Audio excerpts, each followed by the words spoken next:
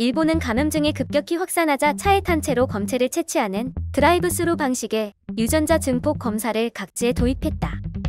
하지만 여전히 선별적인 방식으로 검사를 하거나 극히 제한된 시간만 검사소를 운영하는 곳도 있어 한국과 같은 대량 검사를 실현하기는 어려워 보인다. 22일 교도통신에 따르면 일본의 여러 지방자치단체가 드라이브스루 방식의 PCR 검사소를 설치해 운영 중이거나 운영할 계획이다. 일본에서 도쿄도에 이어 두 번째로 확진자가 많은 오사카부는 드라이브스루 검사를 23일 도입하기로 했다.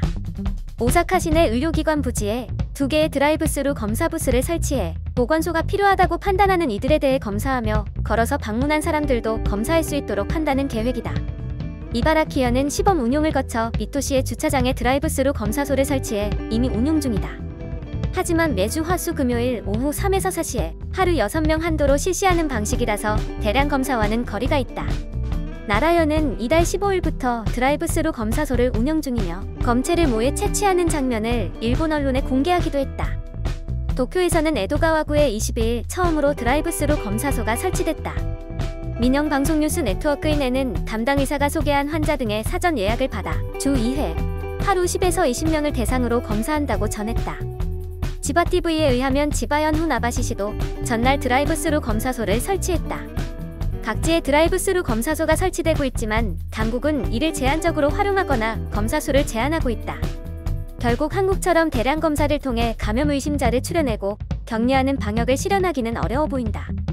아베 신조 일본 총리는 이달 6일 열린 대책본부 회의에서 PCR 검사 능력을 하루 2만 건으로 늘리겠다고 공언했으나 현실은 이와 동떨어져 있다.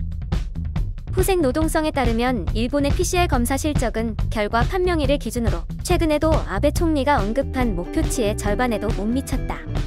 예를 들어 이달 1에서 19일 하루 검사 실적은 3,667에서 8,777건의 분포를 보인 것으로 잠정 집계됐다. 한편 일본의 대표적인 사상가 중 한 명인 우치다 다스로 고베 여학원대 명예교수가 한국 등 아시아 국가들이 이번 사태에 고개를 넘었는데 일본만 뒤처지고 있다면서 비판을 가했다.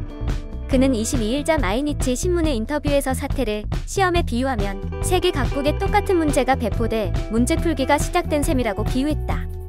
그는 미국, 유럽 상황은 심각하지만 동아시아, 한국, 중국, 대만은 거의 고개를 넘었다며 일본만 시작이 뒤처졌다고 지적했다. 우치다 교수는 세계보건기구 경보로부터 2개월이나 있었는데 도쿄올림픽 개최에 고집하다가 필요한 준비를 거의 하지 않았다고 꼬집었다. 특히 그는 하지만 많은 국민들은 국내 미디어만 보고 감염증 대책이 성공했다고 믿고 있다. 해외에서는 일본 정부의 불신감을 안고 있다는 사실은 거의 보도하지 않고 있다고 밝혔다.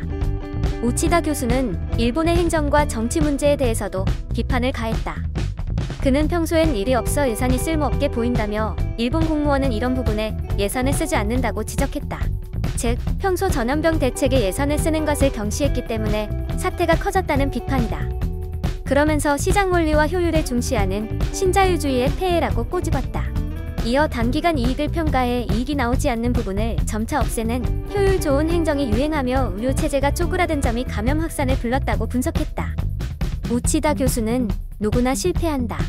문제는 실패를 인정하고 결점을 고칠 수 있는가이다.